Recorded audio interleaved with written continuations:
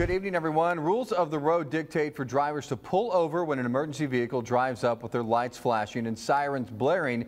But you may be surprised how many people don't obey the rules. Molly Lair is live tonight at 9 with more.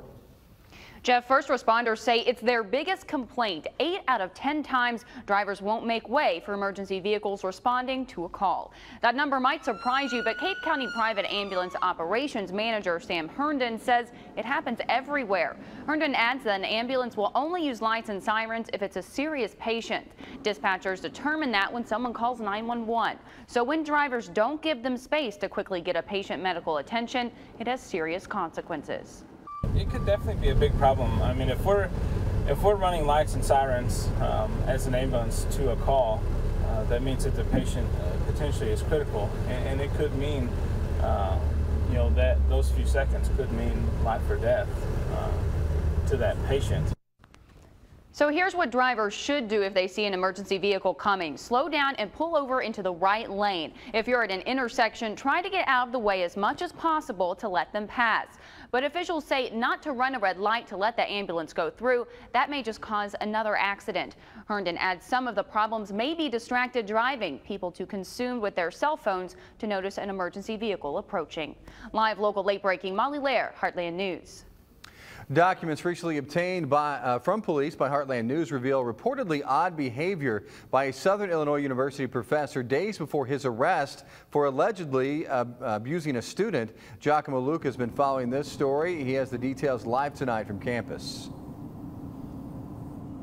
That's right, Jeff. 53-year-old Alan J. Weston is facing one charge of battery after allegedly pushing a student inside the dean's office inside the engineering building, which is, again, right behind me. Now, we've recently learned that the university banned Weston from campus and placed him on unpaid administrative leave following that alleged incident. Now, police documents show that the students had reported unusual behavior in the days leading up to his arrest. Now, I reached out to one of those students today who said Weston's a very intelligent man, but he had never acted odd until then. Now, witness statements we've obtained from police reports show that Weston allegedly spoke about moles causing sinkholes and killing people, and how that the government was spying on him through antennas in his thumbs. Now, while I've reached out to Weston several times through email, I've even knocked on his home, we've yet to receive response. Now, Weston is due in court on May 15th. Live local late breaking from SIU campus, Giacomo Luca, Heartland News.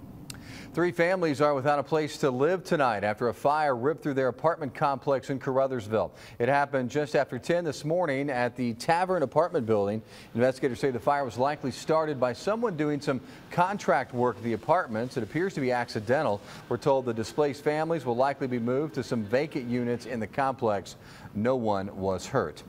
A measure that would treat possession of small amounts of marijuana just like a speeding ticket instead of a crime advances in the Illinois Senate. It's already passed the House. Under that proposal, possessing 15 grams or less of marijuana is subject to a minimum fine of $55 and a maximum of $125. Under that bill, right now possession is treated as a misdemeanor unless a local municipality has an ordinance that allows police to issue a ticket instead.